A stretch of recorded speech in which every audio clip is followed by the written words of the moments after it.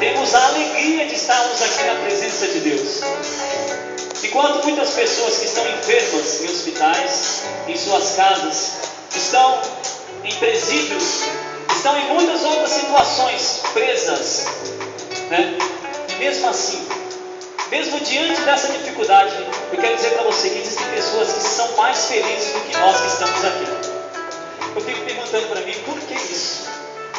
Porque essas pessoas encontraram o verdadeiro sentido da sua alegria. Meu irmão, minha irmã, saiba de uma coisa: nós estamos na presença daquele que pode nos proporcionar a melhor alegria que esse mundo não pode oferecer.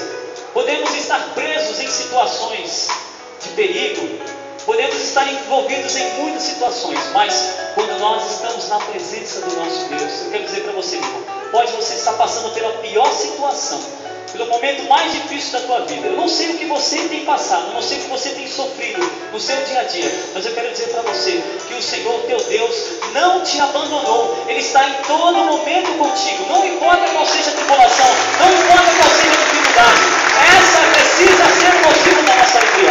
Esse precisa ser a razão. Essa precisa ser a razão da nossa alegria. Amém? Então mais uma vez vamos cantar. Dá um sorrisão, meu irmão. Alegra-te na presença de Deus. O Senhor teu Deus se faz feliz nessa tarde. Amém?